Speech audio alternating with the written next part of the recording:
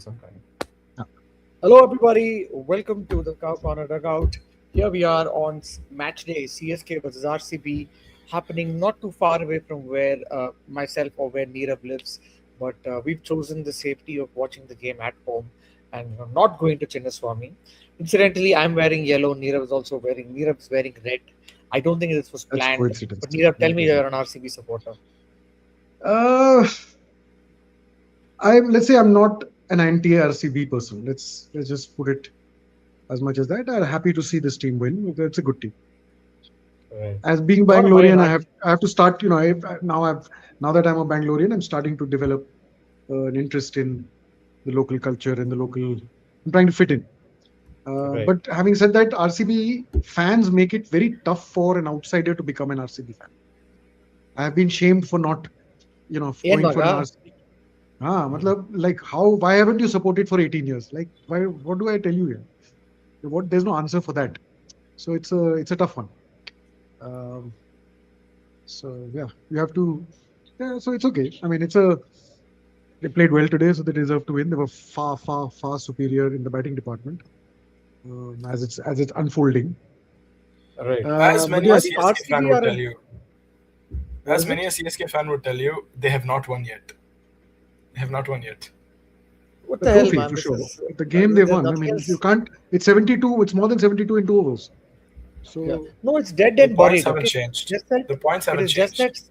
that CSK's points are not going uh, to change in a while. Now I think the contest is only between 9th and 10th. I am waiting for our net run rate to improve because I see Mumbai has a pattern: 10th, 4th, 10th, 4th, and they finished 4th last time. So there's a 10th loading this time. That's what I'm telling myself tonight, that our rivalry is with MI. We're not here to win the IPL, at least with this team. your rivalry So this year might very well be with SRH. GT. Um, and I think GT will beat CSK in most games. Nah. yeah, I don't know, for some Yeah. reason Trinay was feeling GT we have a chance against GT. I think every team that plays CSK now, RCB fans are like disappointed that damn we're not going to get to play CSK twice. That's how sad they are, because everybody wants a free 2 points, and that's unfortunately where CSK has regressed to. And there are 43 people Well, on our stream. Wow, a lot of people two joining very quickly. two Welcome to the years stream. back, when I was on the other side of the fence, when I was definitely not an RCB fan, when I was working with another team, we considered a game against RCB 2 points in the bank. So upfront in the season, we used to list it off. DC 4 points, KKR 4 points, RCB 4 points. So it's like these are the teams we are definitely playing and getting 12 points. Now we need to win two more to secure playoffs. That's how the calculation used to happen amongst inside the so and In a how very how things have Kishoda changed in two way. years. And CSK Ye has kya become that team hua? now. The CSK Yeah. has become the team Having now, said man. that year when this calculation happened last time for me, both DC, I mean, so I was with GT at that year, and both games we lost really badly against DC and against RCB. So this was the year where Will Jack scored 100. That was the game. And there was one game in which we lost. We got all out at 80 or something against DC. So both home and away games we lost. Whereas the previous year we had won home and away games comfortably. So last This is the previous 2 years. 2023. This is 2 and 3 we 2023. won comfortably, and then in 4 like Right. lost both games to DC as well as RCB one-sided. Like we weren't even in the contest. Set up to 100 and it I got chased remember in that was 15 the overs. thing that got it, That was got the it, Will got it. Jack's Yeah. 100 year. And that happened in Ahmedabad. It was not supposed to happen. Hello, Deepak. He's got the jersey. Wow, He's got the jersey. look at that, man. With the CSK jersey, how does it feel? Are you still saying we have 5 cups?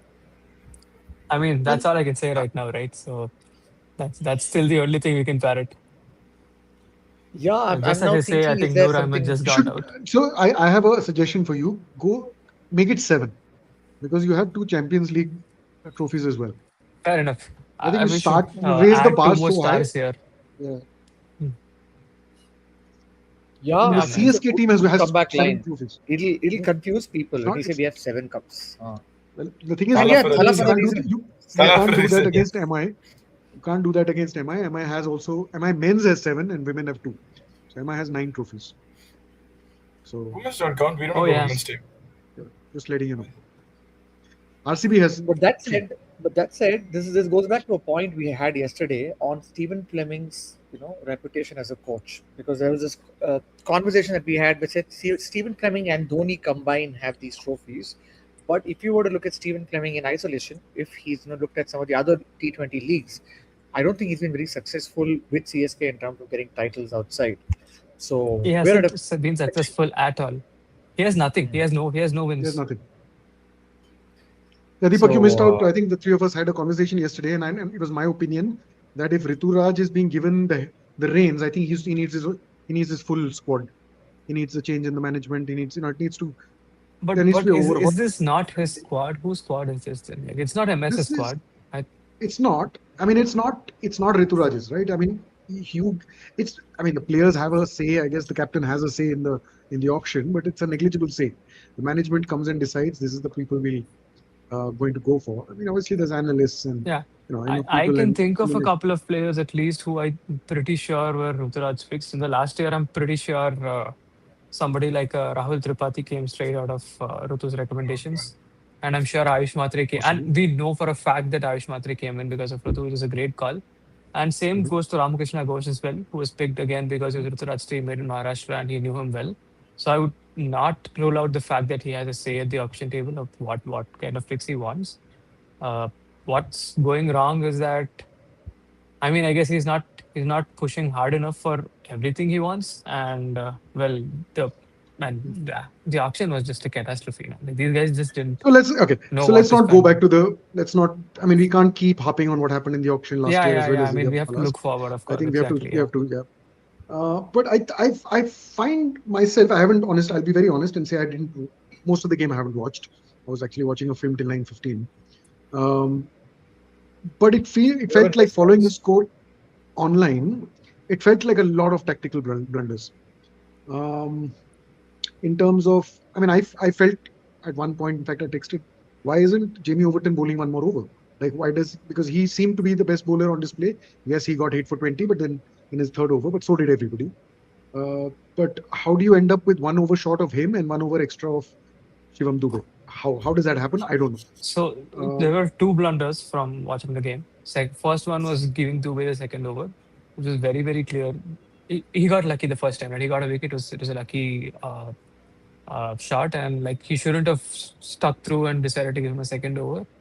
And the second blunder was, of course, throwing up Noor, who's had a terrible day, who's had a terrible tournament so far against a rampaging David. So it was very obvious that was not. I think another major tactical blunder was bringing in Karthik as early as the 16th over as an impact sub. So according to me, that made no sense. You have to see how the game. Once you've reached that point, he's not going to be bowling. How did it make a difference? I'll tell you how it made a difference, because I think at 30 odd for 2, I think at that stage, I personally think Matthew Short was the player for this ground as well as this bowling. Okay. You had an option like that. The fact that you've already committed, and it's not like Karthik was coming and giving you overs. So why would you want to? And he's not a much better fielder than Khalil is. I mean, we've seen that, right? So why is that call made? What's the point? Do we have an explanation? It's premeditated. I mean, we've seen worse blunders from them, and they are dead set on playing both of these kids. I don't know if it's a purse or if they have backing in that from the dressing room. They're just backing them, man. They're just backing them. So come on. It was obvious that he was going to play, right? So Karthik has not done. He played well in the first innings. Second game was bad for him, but you don't just drop somebody who you rate very highly after 2 games, right? No team does that. It's just not fair to him either. So CSK starts dropping people only when somebody feels that they don't have a spark. Yeah, and so Karthik set a lot of sparks in the nets and in the practice. I mean, he did okay today. I think, what did he go? Score 10 odd? No, he played pretty badly. Yeah. No, in 10 minutes, even before the game has ended, guys. Sorry, just a small pause. In 10 minutes, even before the game has ended, we've hit 100. We're batting like RCB right now. That's good to hear. 100 concurrent, viewers. Oh, and for people who are watching this on Twitter, please do subscribe to our channel, the Cow Corner Dugout, on YouTube. We're also there on Instagram, and come comment there, because that's how we'll be able to read your comments, and it gets a lot more social. We're not experts. We're just fans who are discussing things together. I'd love to have opinions from other fans. Do put in your comments. I think on YouTube, the Twitter also has a way to direct message. It will show up here. Waiting to read your comments and then start the discussions. Getting back to the point Deepak and Neerav were speaking about. Yeah, I mean, just as just as a comment, what does it say about the game when people are watching us 2 hours before it finishes? Right? We're not doing a watch along, right? We're not doing a watch along, so people have just moved on from the game, man. It was over a couple of overs ago. Yeah, it's pretty sad. But having said that, I texted Karthik saying 210 will be chased, and I think I'm almost right. Yeah, right. You're almost there. You're 3 runs away. Well, we're not running. Kamboj is wanting to farm strike. I can see that. He's also got some instincts like Dhoni. Henry is not a bad bat. He's looking to up his average. Yeah, no, not just average. Yeah, I think not his average. I think go up one notch in the batting order. I think move up from 10 to 9. I think he was already early today. That can make a difference because right now CSK's whole toy, it's a 6, 207 knots out. So yeah, we're all out for 207. We couldn't have chased 210 neither. We were lost by 3 runs. They would have played differently if it was 220. Yeah. Of course they would have, but yes. But 250 was a bridge too far. I think it was 40 over par. 40 over par for this bowling, this batting. And I think, tactically, I think also they didn't think it through. Trying to go hard in the power play against Duffy and Bhuvi wasn't the best idea. I think because there's enough weak bowling options. Idea. You have both openers nicked there's off. Krunal, there's Romario Shepherd. I mean, these are 15-run overs which you want, right? Because that's what I don't know. That's what RCB went for, right? They let few overs go. Yeah, like Trinay said, you had your 2 openers caught at slips in a T20 at Chinnaswamy. How often does that happen? And how often does an opposition let that happen like that? It's just very, very hard, man. Like the ball is moving. In the first game as well, no? Salt and Kohli played it well. They actually played sensibly. They didn't let it go. The ball was moving. They judged the conditions correctly. Ruturaj and Samson just went berserk and tried to do something that they were not supposed to do at that point of time, because it was very, very clear that the modus operandi here that you could pile up on your runs in the last 8 to 10 overs. RCB showed you how to do that, and they did not do that. They went too hard and they lost too many wickets right at the start. Yeah, and how often do you see 2 slips of the Chinnaswamy? Forget about both your openers going off. When was the last time any of us would have seen 2 slips being placed at the Chinnaswamy? And after that, Ayush Matre, tame dismissal, just chipping it straight to Midoff's hands. And then we see Safraz Khan, our savior. He plays well. And then he steps up to a flat ball, which is 101 Ks, I think. And he gets out. So our batter who played well is also throwing his wicket away. Like, what the hell? None of this makes any sense. Prashant Veer made runs, which is good for him. So did Overton. But there was no doubt about his form. But okay, one more question to CSK fans. Why isn't Prashant Veer given even 1 over? I just don't know, man. This was the game to give him an over. I just don't see it. I just don't see what he's doing. Surely he couldn't have given 22. I mean, because there isn't data available about him, right, at the highest level. So people will see a ball or 2 of him. I mean, that could be your advantage, right? He should have bowled a couple of overs. It just made no sense at all. Like I was they let Dubey hoping that he would get a second, and they didn't give Prashant one. That's ridiculous. No, but CSK do have this. They have a norm that, listen, we don't care how many all-rounders we have. I want to bowl with these bowlers, and we're only going to stick to them. That happened with Rachin Ravindra a couple of years ago, if you guys remember. I remember Darryl Mitchell bowled like 5 or 6 overs in a season, and Rachin, I still don't think he's ever bowled for us. So CSK is a little weird that way. Yeah, and I think the biggest talking point, let's discuss the no ball, right? I think that impacted at least 25-30 runs, if I'm not wrong. Yeah, it's a huge difference. It happens. Those are things which happen. Karthik? Yeah, it's been a state of disbelief, and I'm just wondering why all these test match fields happen only to CSK.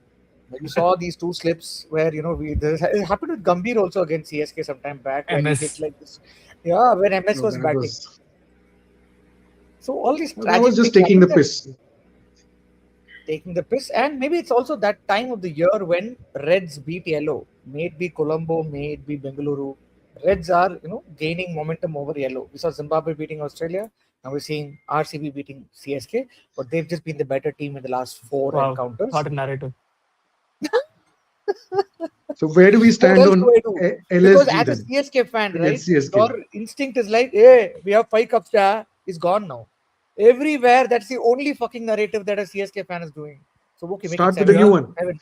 Make it 7. We have 7 Bring in the Champions League. Champions Leagues also. So. Oh my god. Because I remember what else is there to say about this game? I mean, it was one competent cricket team and one incompetent cricket team going up against each other. Hold on. I think the difference is fairly small. See, what is the fundamental thing? RCB is an above par batting and bowling unit. Now CSK at some point, if they are getting ahead because of conditions, they have to maintain it. CSK did well. First 3 overs, 17 runs, no boundaries at all. Virat Kohli was struggling. Now, at that point of time, for the next 10 overs, the next 13 overs, only 3 overs were less than 10. Every other over was above 10 runs an over, averaging 15 runs an over.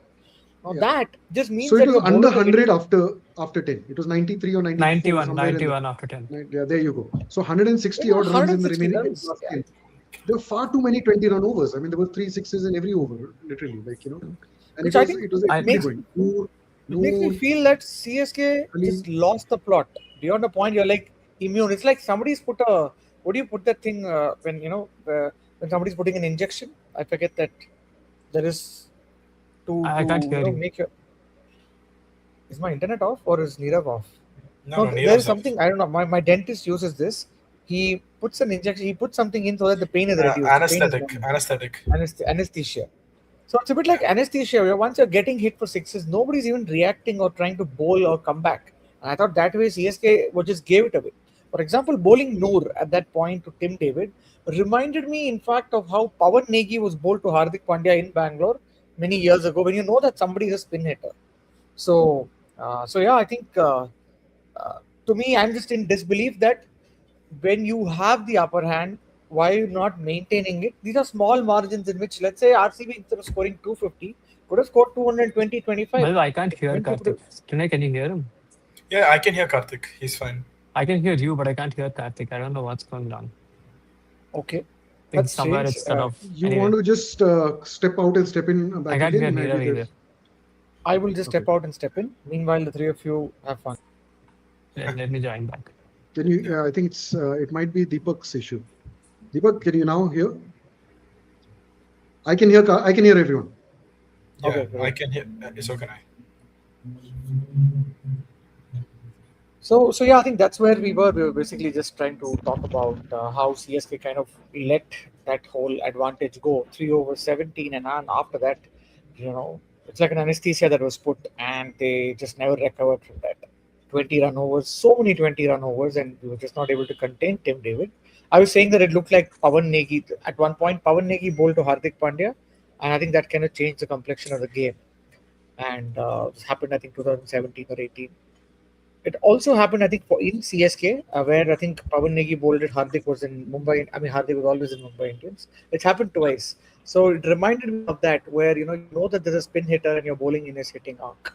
So it stands out when you have Jamie Overton not bowling 4 overs, because that was the over which, and so I feel these are things which small. I mean, there are a series of tactical blunders. I feel very, very glaring tactical blunders.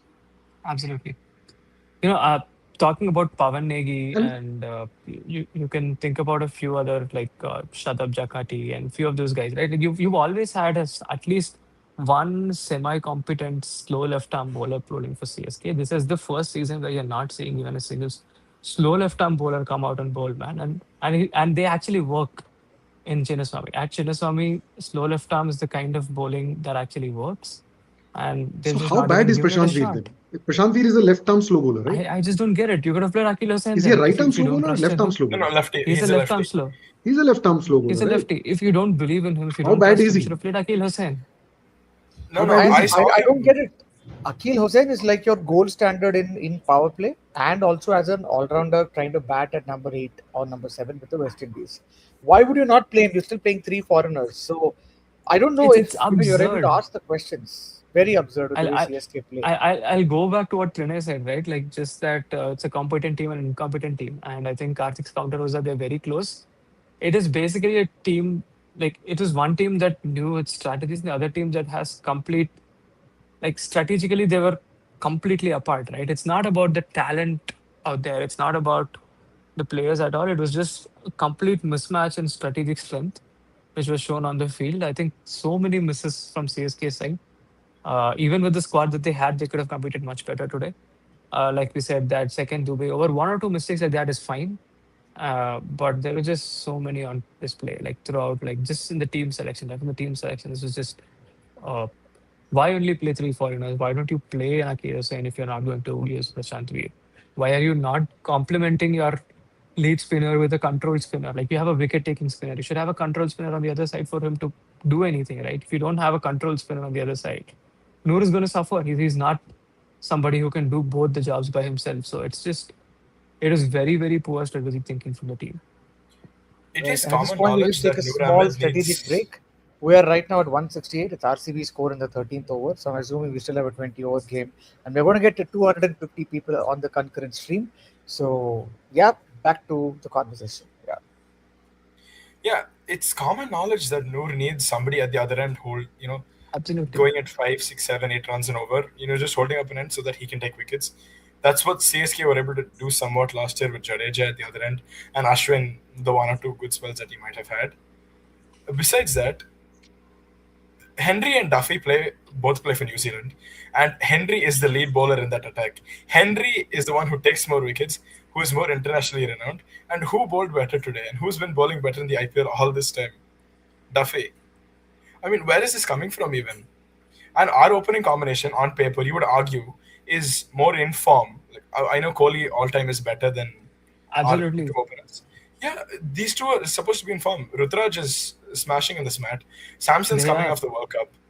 Kohli has not played international cricket in God knows how long. Phil Salt, I don't know, is he close to getting axed from the team? He hasn't had a good run with the England He side. didn't have a great What the World hell Cup. He is didn't have a going great on? World Cup. Yeah, exactly. What the hell is Yeah. going on? We are doing to our players what RCB used to do back then. We have good players, we make them shit, and we blame it on. Yeah, man, what Yeah, a turnaround in life, right? this I is remember ridiculous. joking as early as last year. I remember, I think before the first game, I was basically saying that it's raining in Kolkata and KKR are going to miss out on two easy points, and how wrong I was. RCB just changed so much that year. And the other thing is, I think Sarfaraz Oh Khan, yeah, for that was a example, famed Twitter comment that you made. I still remember. I which think it one? was a Twitter Yeah, yeah, post yeah. that you made. Right, right. It went viral. RCB fans attacked me, and yeah, there's nothing like bad controversy. Any controversy helps in your views going up. But that said, Sarfaraz Khan, who never intended to play, ends up being our best batter. So I and even last year, right? A lot of the batters who were intended to play, we just out of accident got some of the other players as replacements. So our Matra whole Yorgal. strategy, CSK strategy last year and this year is based on a concept called serendipity.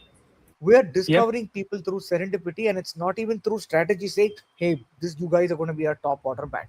And I'm just surprised how we've gone to keeping it simple under Dhoni to keeping it under serendipity under the next management. Yeah. Have you guys watched Knives Out too?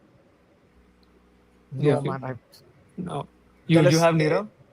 Yeah, Yeah, no. but Basically, the end of the movie, there are a lot of things that work out for the protagonist. I mean, the antagonist of the movie, and he says that it worked out. The conclusion that Daniel Craig makes is that this all worked out because of dumb fucking luck.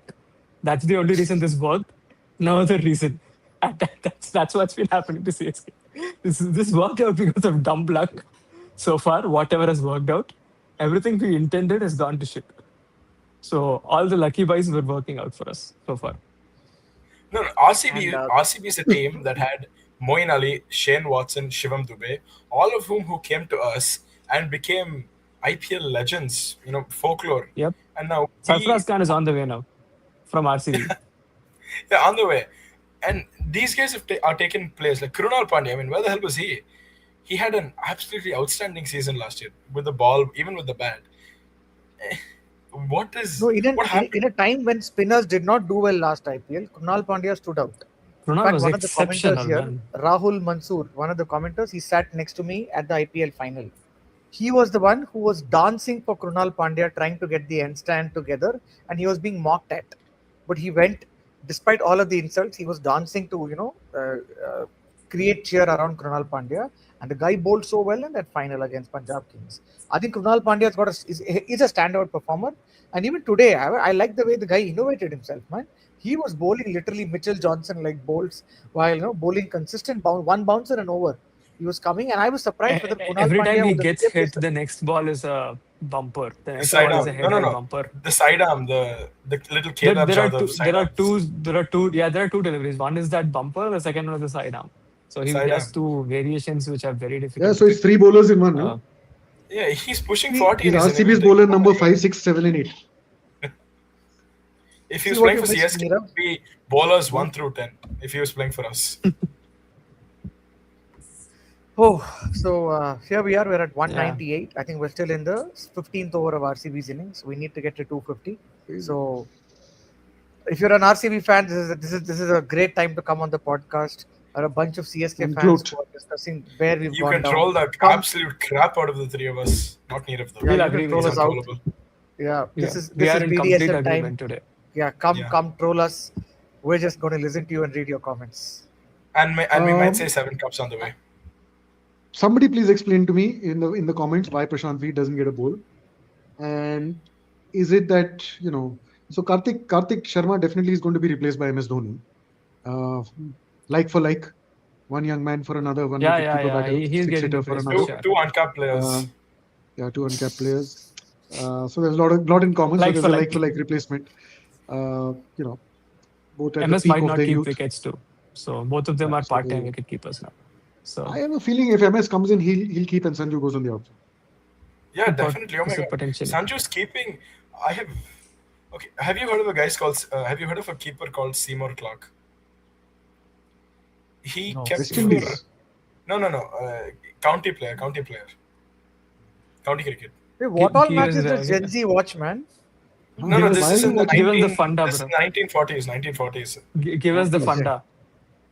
No. He was a very, very good wicket keeper. He kept for a season, and every time he'd receive the ball, no one could, no one would hear it because of how good a keeper he was.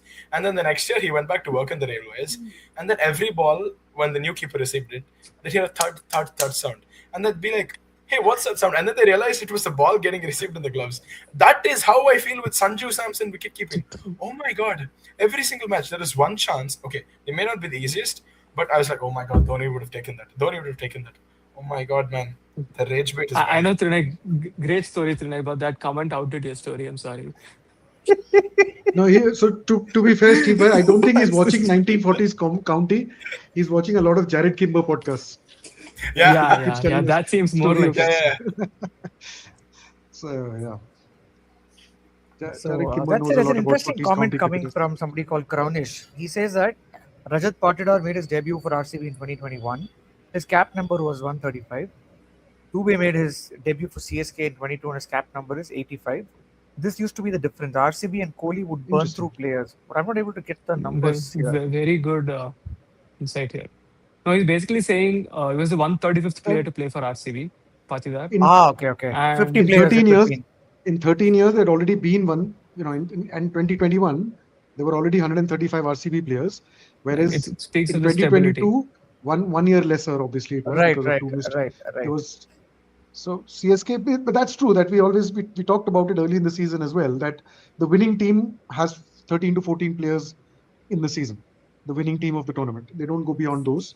And the losing. Rahul is just taking the piss out of CSK fans right now. The team, right, Rahul. For you, we had 7. We have 7 cups. Okay, you didn't. It's not 5. We have 7 cups. You've 2 Champion League titles too. And you want to count the South African or any other international cups you have? No. I don't think we have anything else. No. Don't you have a MLC one year? They have an MLC. Nothing. Dhoni is Not nothing. one. That's what we're saying. See, there's no Seriously, MS. not one. Anywhere where there's Two finals at.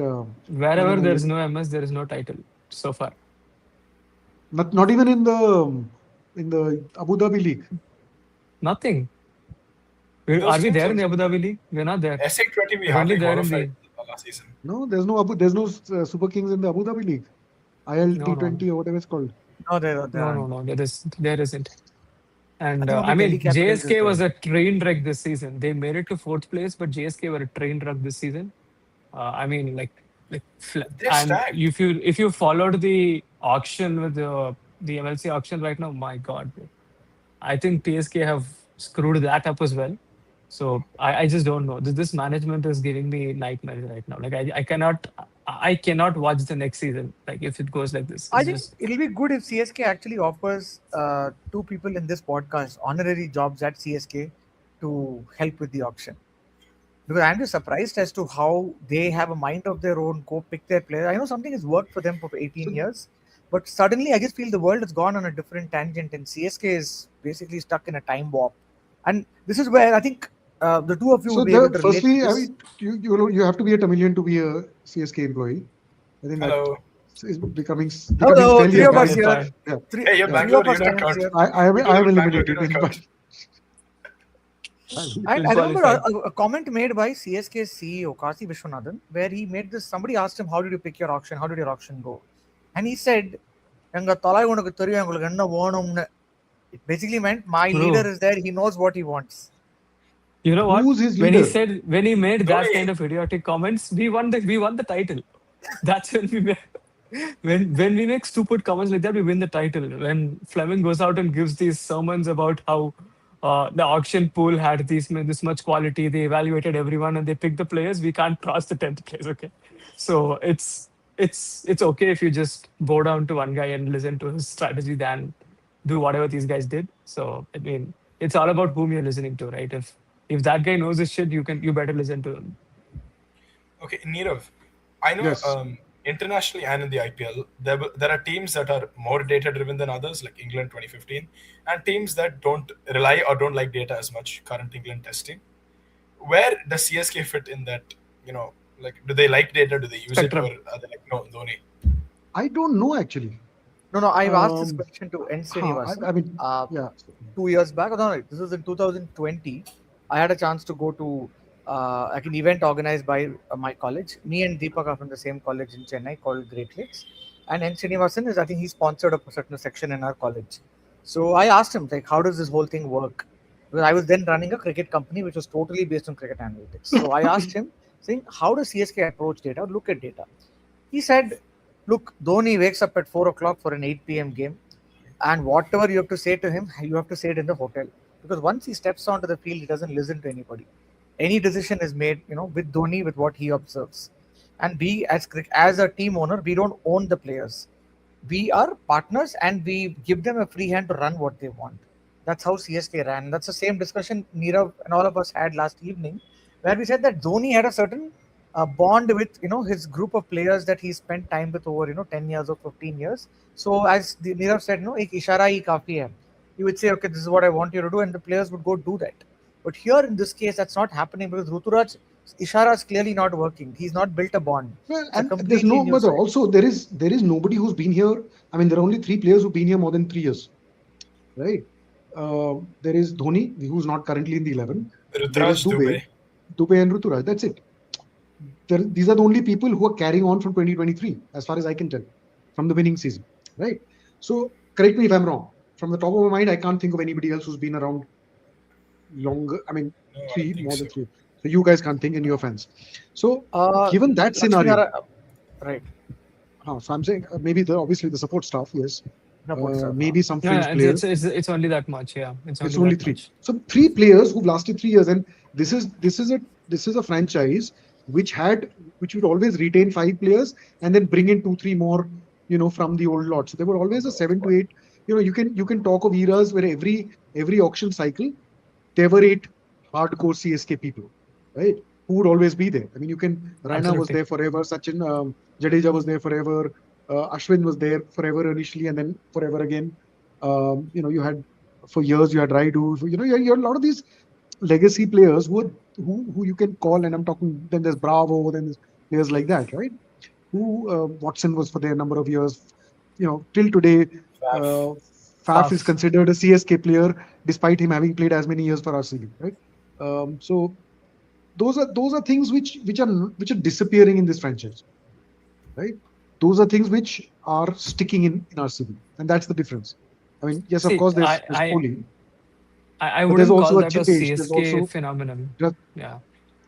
no, but you see, you can.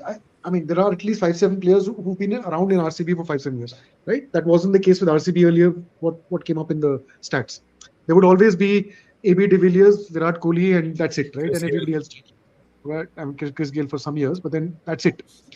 Now you have players who have been around in the scheme of things for a while. There's, who are being you can start to consider being legacy players. Like there's a Rajat Patidar, there is a Jitesh Sharma. So there are Yes. more people coming through No, who, I who think seem it's to be. just Kohli and Rajat who have lasted that. I mean, Rajat has been there since 5, 6 years now, and it's just apart from just Kohli and Hazelwood has been. Everybody else is just this auction cycle, right? 2024 auction cycle, No. and I A don't think couple of is them have been there for a while, haven't they? yes, they Well, have Bhuvi been is back. when I again David's been agree. there for a while. Padikal was homegrown. I mean, he did leave in middle, but he Padikal did is a leave in the homegrown middle, so he talent. Effectively, yeah, came he's back. back. Yeah.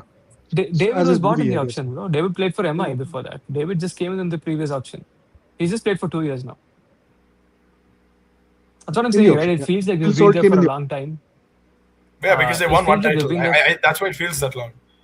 Exactly. So it feels like it's been Yeah. really long, but like they just had two players who've been there for a while. Everyone else is new, but it's a good bond that they've formed, and they look very very cohesive. It makes you feel like they've been playing forever, but No, but do they've not. CSK have performance analysts, data analysts? Because Dhoni is okay.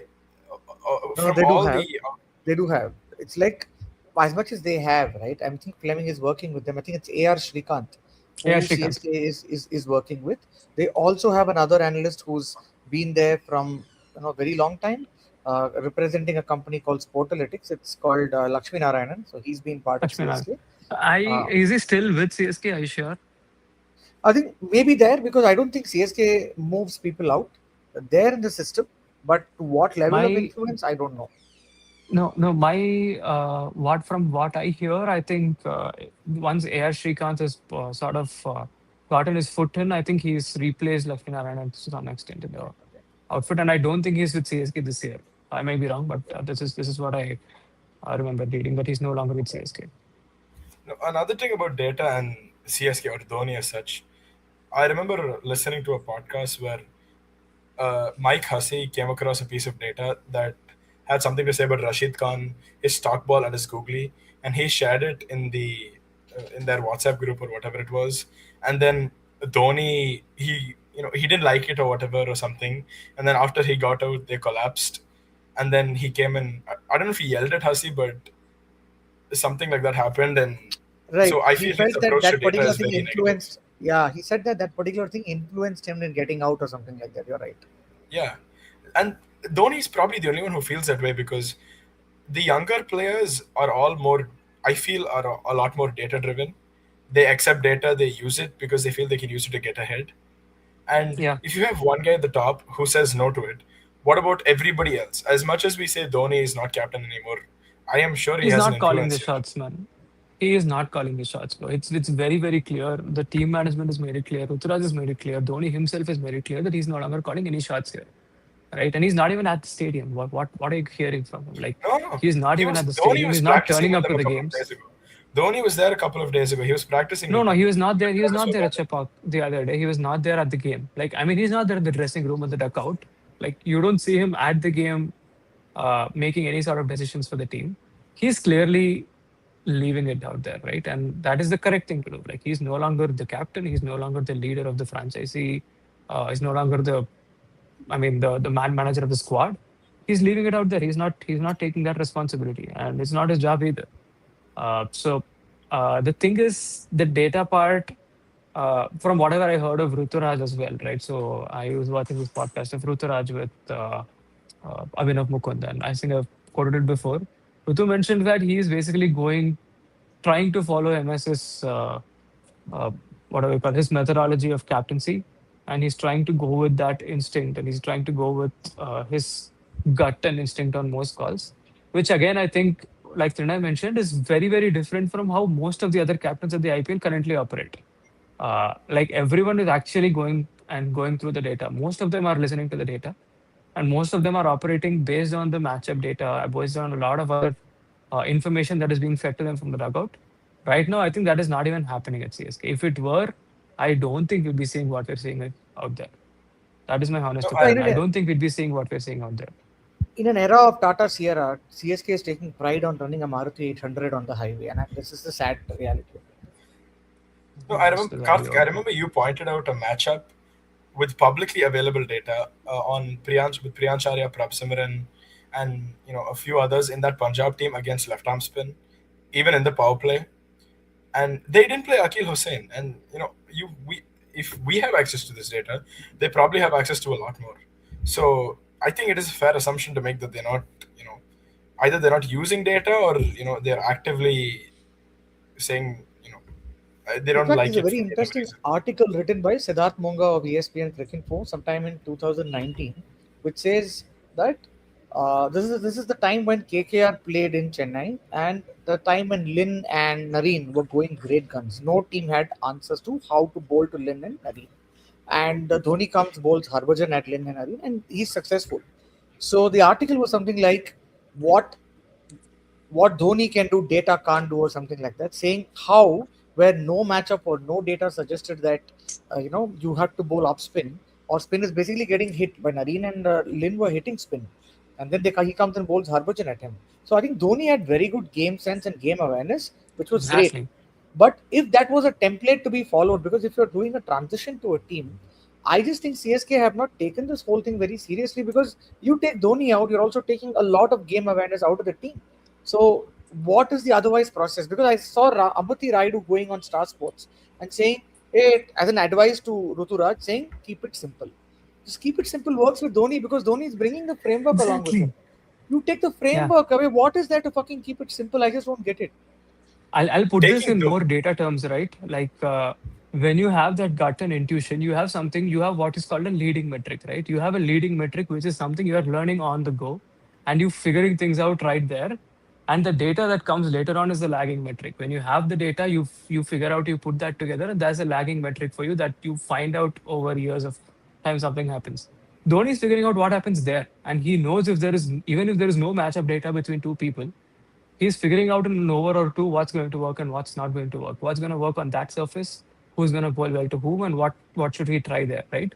That is something that he's able to develop on the spot, which is something data will back up later on potentially, right? So for somebody who does not have that level of instinct and that level of game awareness and game sense, right? You have to go for the lagging metric. You have to go for data because it's been there over years of data. And even if you don't have 100% assurance in it, you have to stick to whatever you have. And not everybody can be Dhoni. It's just very stupid to tell everyone to keep it simple. Also, as a wicket keeper, he, I mean, even in international cricket, he would literally narrate the play to the bowlers, right? So many times, when, especially I remember with Kuldeep Yadav in his early days, as well as with Kedar Jadhav in those days where Kedar Jadhav was our right arm slow over the head and slow around the shoulder bowler. He would do those kind of things, right? He would literally, I mean, especially against the teams which didn't speak to Hindi, he would call out the play to them. He would tell them exactly where to bowl, what length to bowl, go 6 inches further up, goes 1 foot back. You could hear him on the stump mic saying those things. So I feel that as a wicketkeeper, the advantage Dhoni gave CSK and even last year we saw that with Noor, right? And think of the devil, Noor's name comes up. I don't think that is being translated now. Maybe Sanju needs to take some responsibility and get a little more involved, especially because he can communicate to all these players, right? He can speak English, he can speak Tamil, he can speak Malayalam, he can speak Hindi. So there's no reason that Sanju can't. Maybe Sanju needs to take a little more, ascendancy within the team leadership. Become one of the senior figures in the group, like the Raidu, the Uttapas. Okay, let's take Steve Boy's question. Is Noor Ahmed washed? In my opinion, I don't think he is. As I've said before, he needs a holding bowler at the other end to hold up an end while he works his magic. And if the other bowlers, whether it's Kamboj, Khalil, or whoever it is, if they're making 10, 15, 20 runs per over, his effectiveness is gone. I don't think he does as well without a supporting bowler. So I don't think he's washed. I think he's in a system or in a team that doesn't suit him. Basically, he needs somebody at the other end. We just want to take a quick pause here. We're hitting 292 people on the stream. We're very near the Star Sports broadcaster landmark of 300. Even if teams aren't getting there, we are getting there. So, folks, if you're watching us on X, please do subscribe to us on YouTube, which is where the stream is coming from. We're Cow Corner Dugout on YouTube, and your comments there will show up here. So, waiting to hear your comments. And as said, we're just having this discussion as 4 passionate fans. So, we welcome more fans to join in, make this a social event. And let the discussion continue as we approach peak 300. Yeah, 299. We're going to wait and see Noor the Ahmed, 300. Ki baat 300 par. On Noor Ahmed, and we haven't even got to our first game of the day, which was actually the thriller game. Oh my God, we forgot to talk about that. Let's farm CSK for a while. So this is the South Derby, and that's that I call it ISO Derby. Oh, of course. Now I'm going to rename the LSG and Sunrisers games the ISO Derby. It just doesn't work to see that shade of red and that shade of orange together on a field. That's exactly what I remember even tweeting. Did you say that? I tweeted the same thing this afternoon where I'm like, man, this is this. I can't even differentiate between the red and orange. It's like red and orange everywhere in the crowd, as well as the two teams with their jersey colors. And Shami Punjab had this problem the other day. And they're ugly shades of red and orange for some reason.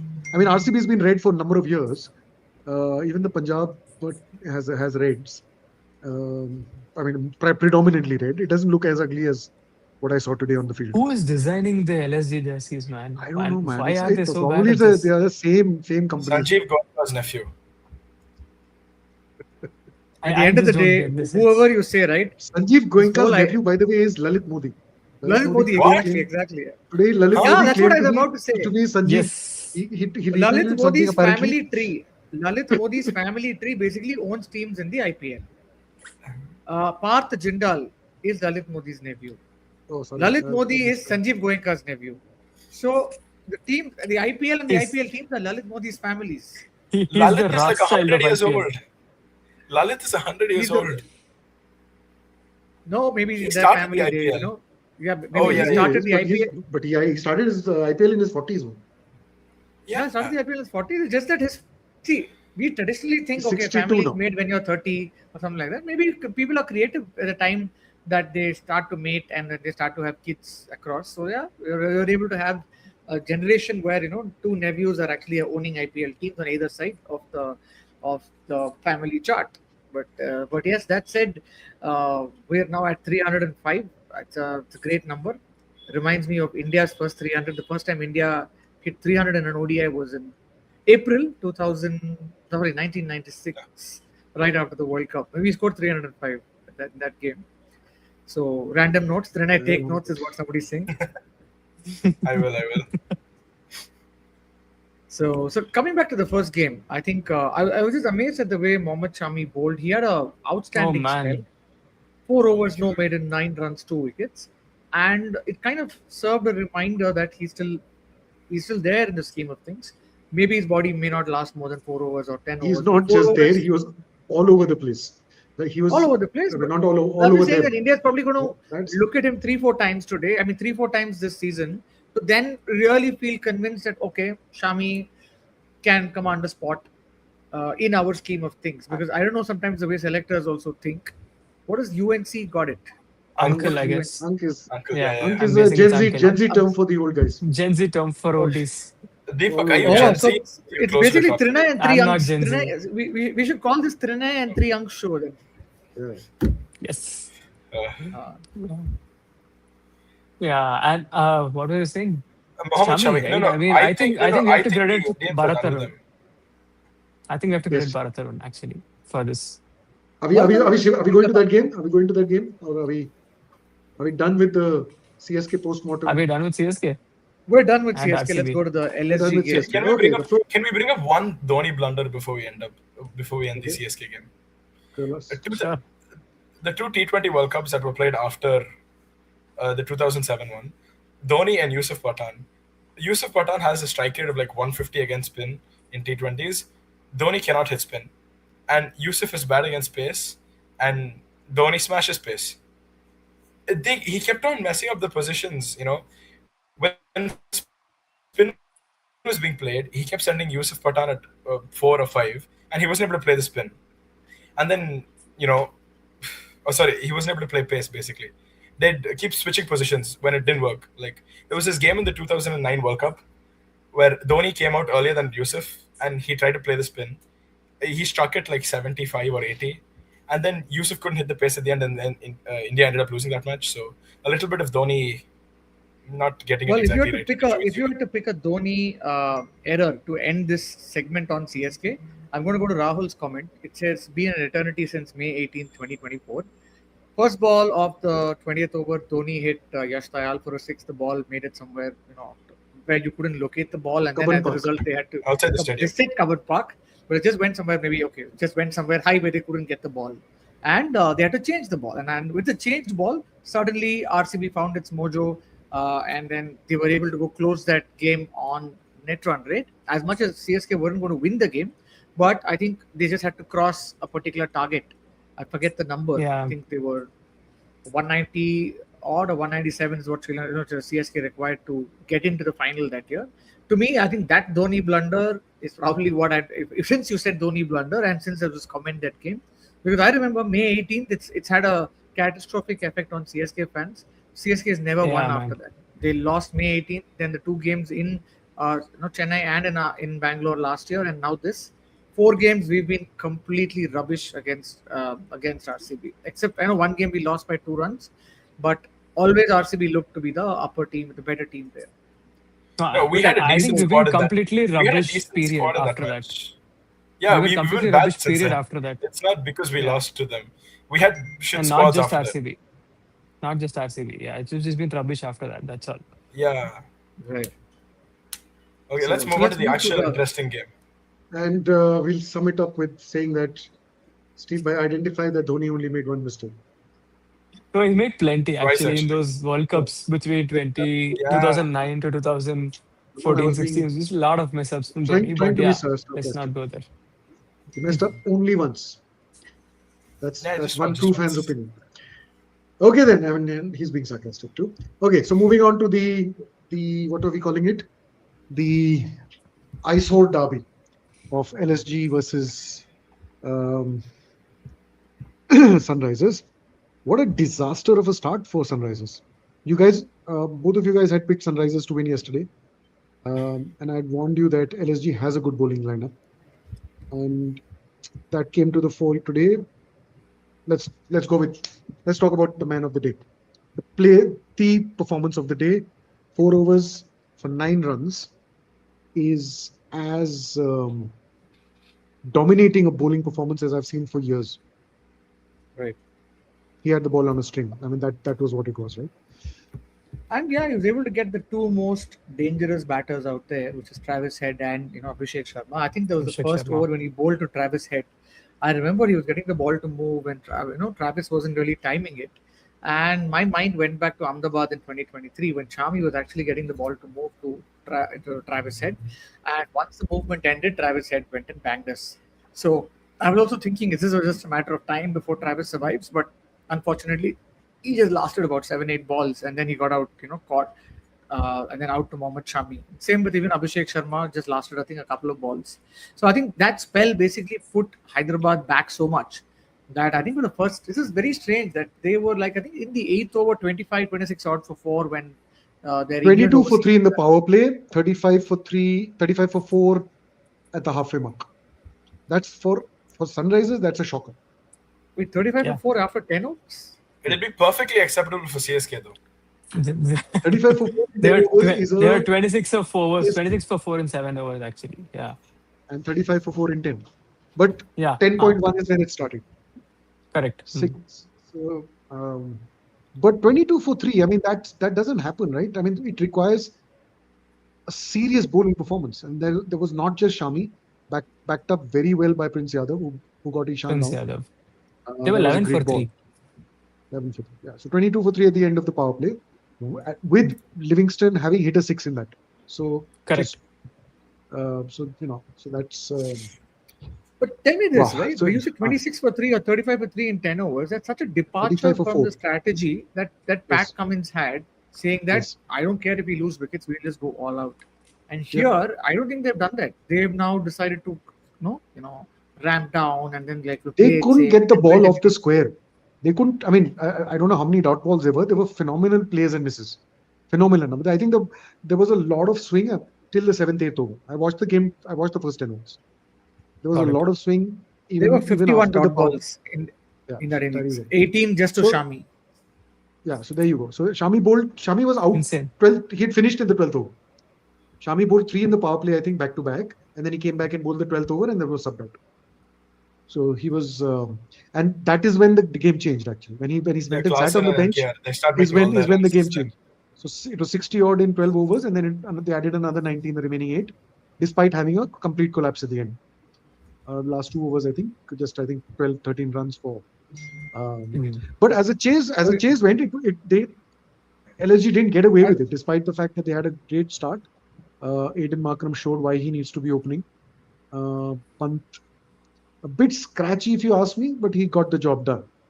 Not convincing at all. 60 he was very scratchy, but he kind of realized that he could bat himself into form because Aiden Markram had already given that platform, and Rishabh Pant was okay to bat at about 80 or 90 strike rate, or just get closer to run a ball and survive.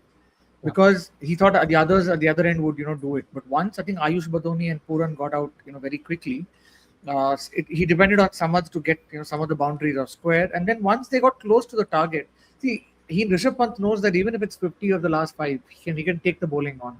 Very similar to Dhoni, where he just wanted to play. But a drama happened, right? Because they needed 16 or 2 overs where you felt the game was gone, and then there was a great over. There was the 19th over was 4 runs, which meant that 12 of the last over was needed. Was it 12? I think it was only 5 or 6 of the last over. No. It was 12 needed of the last over. He needed those 3 fours, I think. Okay. Yeah. I think Rishabh Pant hit 2 fours in the first 2 balls. It was, I think, then was it 1 or 2 runs? Yeah, 4 runs. Yeah, 10 runs in the last. I think they did 9 from 6 balls in the last over. 9 from 6. Okay. 9 of the last over was needed. But there was the last 3 overs was 6, 4, and 12. So it did get a bit tight in the end. Harshal Patel actually bowled pretty well today. He got, I think, only 3 overs in, but went only for 16. At a time when people were trying to go after him, but he kept that slow, loopy ball. He almost got Abdul Samad. I think he got out, but it was overturned. It was overturned in the. I actually thought it was out on live. Yeah, it looked out. It looked out on live because it was it's the Harshal Patel ball which people don't read, right? The loopy, the dipper, the Angidi ball, the dipper. So good to see that ball is back at least. But yeah, Pant made it. He just sneaked it home, and because there was a point where I felt like, okay, this game could, because there were some dot balls in the last over. But I think if I had a bowler of a slightly better pedigree than maybe Jaydev, and 1 wicket there would have done it, because there was no batting left. There was also the 2 sweeps, in consecutively. Was it Puran and Badoni? They got out to Dubey. LBW. Okay. Yeah, Puran's was a stumping down the line. No, Puran's was a run out. He played a sweep, he ran down. Yeah, and I think Badoni was a stumping. I don't know how that works. And both of them just threw their wickets. And I think that's where SRH might have started getting some hope. But yeah, both of them were really weird dismissals, man. Like, seeing one of those is strange. 2 of them in the same game in the same couple of overs is even worse. Right, but before that, actually, while all that happened, there's a comment that comes Steve High saying, Pant gave me KL Rahul vibes. I was exactly tweeting the same thing at that point. Because KL, I mean, Rishabh Pant at that point. Are you sure then you're not Steve Vai? Because there are people in the comments doubting whether you are sitting in the here and then posting comments as Steve Vai. Will the real Steve Vai please stand up? Stand up, yeah.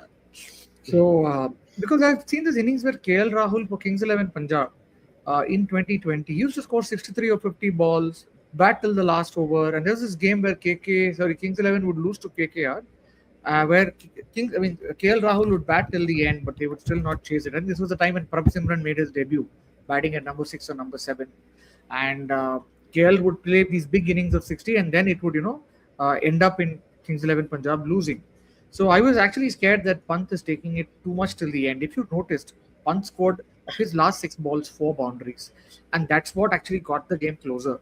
Because otherwise, if you take away those 16 runs of 6 balls, Rishabh Pant's innings is 52 or 46 balls, 52 or 44 balls, as opposed to finishing on 60 or 58 balls. Somebody's saying, I can confirm that you talk too much. Is that for me or? I doesn't comment to this. No, that's a feud. That's the banter going on in the comments. Yeah. King Biryani, yeah. Unfortunately, we can't keep both the comment and the response together on screen. So yeah. Okay, Karthik, you could look at that innings in 2 ways. I feel you can either look at it as Ben Stokes' 2022 World Cup final, or a guy who's woefully out of form and he's just trying to get some runs on the board so he can find it. The Rishabh Pant fanboys are trying to push a narrative that he saved us, he saved them, he did it to win the match, he was anchoring the inning, it wasn't a big total. Or the other door, he's out of form, trying to get some runs. I don't think there's anything wrong with it if they win the match, which they did. Nirav, what do you think? Well, I'm glad they won it, because otherwise there would be another level of trolling happening. If Sanjeev Goenka versus KL Rahul 2.0, I guess. Well, whatever it would be, I think LSG's remaining fans would, whatever they are, a handful of them, would really go after both the ownership end, because there is enough narratives you can build, right? Completely demoralize the captain, all those kind of things. So yeah. So I think I'm glad. For Rishabh, I'm glad he won. He crossed the line. Took his team over. I think you can. I mean, in some definition, you can call it a captain's innings, right? But oh, come on. But he looked very stretched. I'm not convinced with. I mean, 68 is not convincing. It's not a. Yeah. Right. Yeah. But that said, I think it's a good. Go ahead. Back on Mohammad Shami, the similarities between him and Stark are absolutely wild. Both their ODI World Cup stats are absolutely ridiculous. They're 2 of the top 5 bowlers in ODI World Cups of all time. Both of them tore up SRH, or have torn up SRH's top order for absolutely nothing. And both of them. Yeah, but one has 2 World Cups and one doesn't. So there ends your debate, right? Shami has, so today somebody's asking, what do you smoke in Chennai? Do you get high quality weed? No, just Monster here, maybe. Right. What is it with Gen Z and Monsters, man? My son has some 18 Monster cans, inside his room here. I'm just trying to find out how does he get the pocket money. It's for the older ones, it's the caffeine. For the younger ones, it's the hype. That said, we're on 336, and do you remember any match that had a 336 score out of player history? Just trying to correlate a number with the match score. 337 now. India, the second ODI in the 2001 India-Pakistan series. Was it 336? I think it chased 337, 338. Oh, no, it was 329, I think. 329, and we had 330 to win. And I remember we required 80 of the last 10, 250 for 4 after 40 overs. But Dravid couldn't chase it back then. Those days, chasing 300 wasn't so easy. It wasn't an art back then. I have a feeling the first time we chased a 300 was in the 2000s. I don't remember a 90s game in which we chased. And I think it was the game in which Badani scored 100. Hemang Badani in Chennai. Hemang Badani scored 100 in Indore. Indore or Goa, no? Was it Indore? Was it Indore? Indore or Goa? I think it's Goa. Against Australia. Against Australia? We lost. That was the first time. No, are you sure? I think the first time he scored 100, Badani anchored the chase. Let me this. check. I remember Badani that 100. I have a feeling that was his biggest contribution to. Okay, that was actually a second ODI apparently. It's not Goa.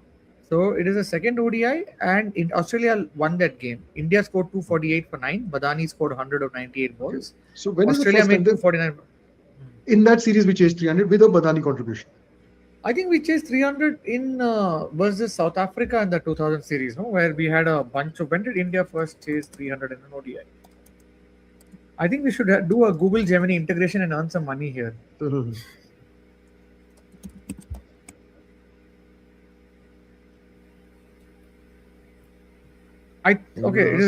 First successful 300 chase. 98 Independence Cup. How can I forget that? Fair enough. In fact, Rishikesh Kanikar finished. Didn't Sri Lanka absolutely smoke Australia in the 96 final? Didn't Sanath and Aravinda go wild? Wouldn't that have been 300 plus? No, that's just off the I think top of my head. No, I don't think Sri Lanka scored too many. I don't think they were that good a side back then. But in the 97, after they won the World Cup, they in 1996, 250, 260 was a winning score most times. That's what. Except in but they had Kalwatarna and they had Jayasuriya. Those guys weren't that great, man. I mean, they just had one or two good innings from what I remember. He played like they only had one or two good innings. They were good for a while. As much as there's a legend of Kalwatarna, it's just the impact of those 2-3 innings played. But apart from that, I really don't. They only had 2-3 good innings. One was versus England, and one was versus India, and both in March. Versus Zimbabwe, they didn't score runs, and versus Kenya, I think one of them got out early. So that whole period of Sanath and Kalu was actually limited to a very few set of ODIs. The impact of India losing made it was look also larger than leading into the World Cup. They had a great. So they were generally destructive as a pair, and that was the first time it was happening as a pair. Because typically you had one, a pinch hitter, stroke slogger opener. I mean, there were various people at various times, including Krish Srikanth, including Mark Greatbatch. But this was the first time the openers went for it, and their strategy was a T20I strategy till now. They are batting till 7, keep going for it. So you would have they had batting. They had Hashan Tilakratne, who's a top quality player, coming in at number 7. They had Aravinda and Ranatunga. Yeah, so all of them would just keep going. I mean, but the definition of going for it that time was a strike rate of 80 to 90. So Sri Lanka was getting 250 plus every time they batted first. Got it. Somehow that's I mean, as a narrative. I mean, maybe it didn't happen a few times, but but they were good. Semi-final as well.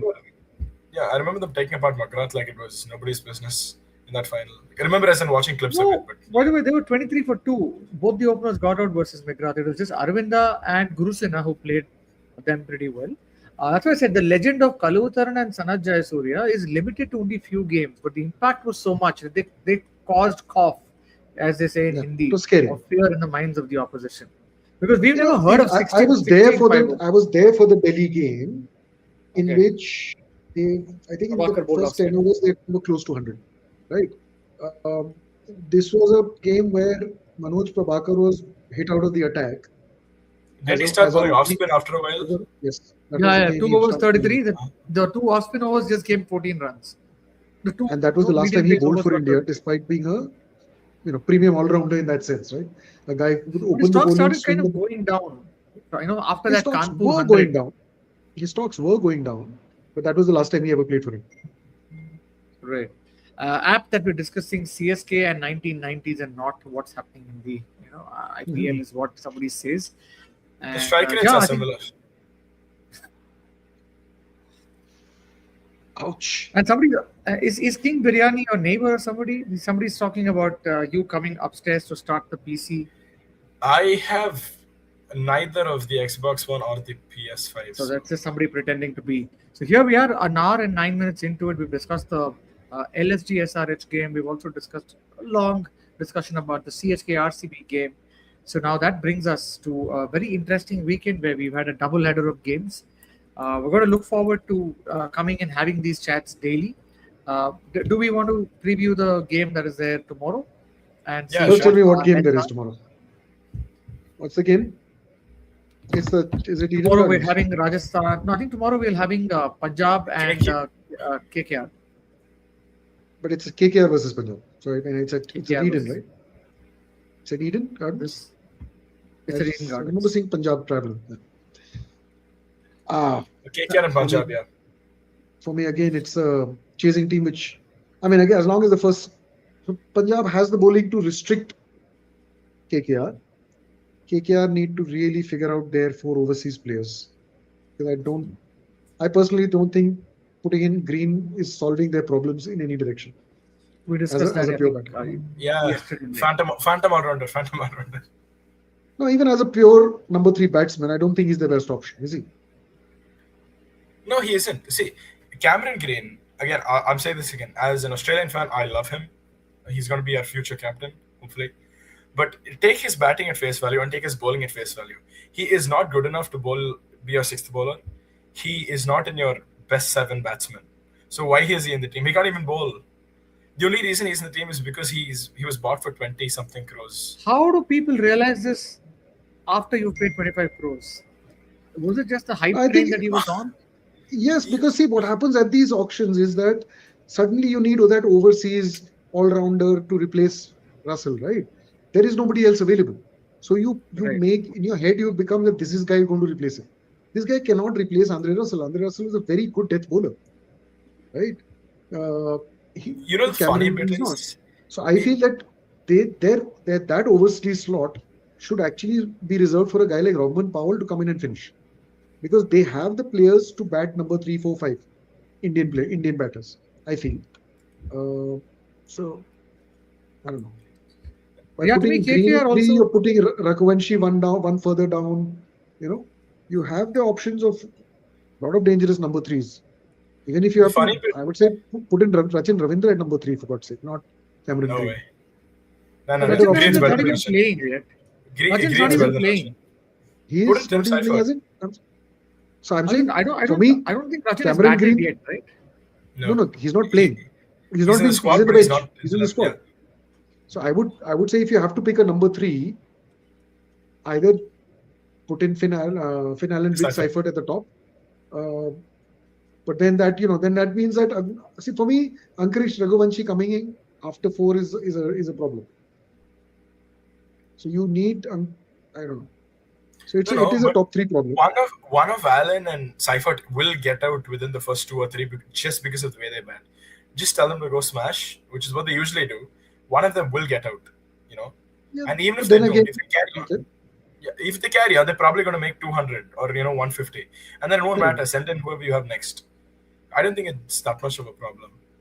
But again, for that to happen, you would have the captain to then demote himself.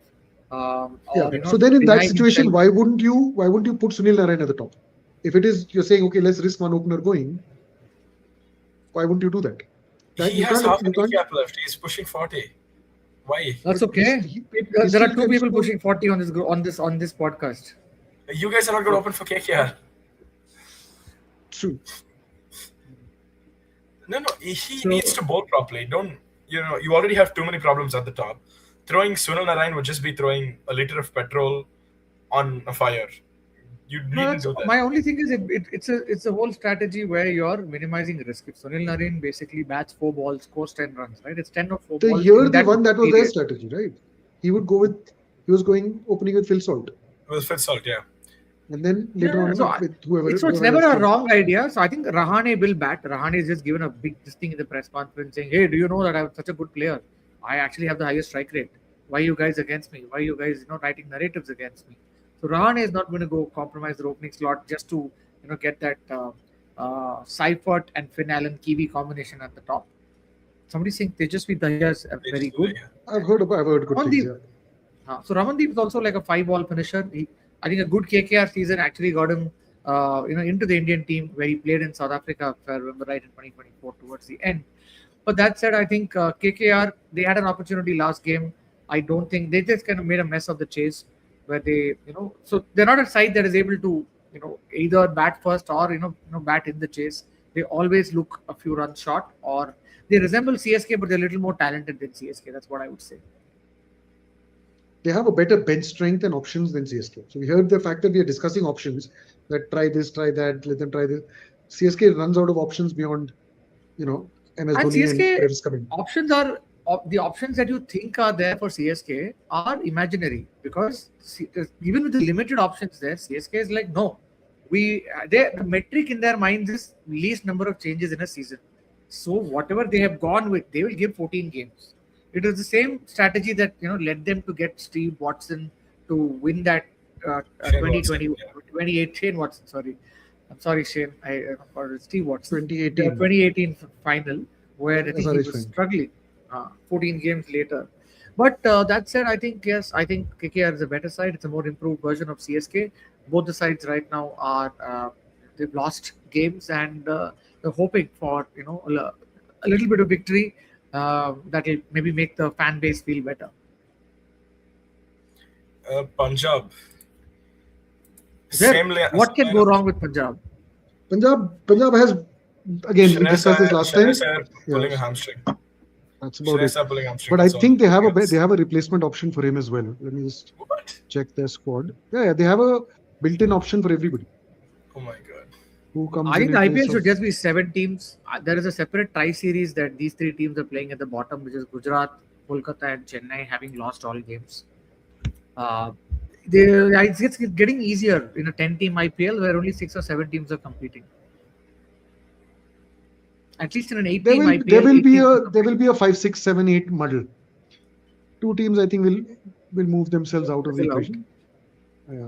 But I kind of felt that an 8-team IPL was more competitive than a 10-team IPL. As much as it is technically.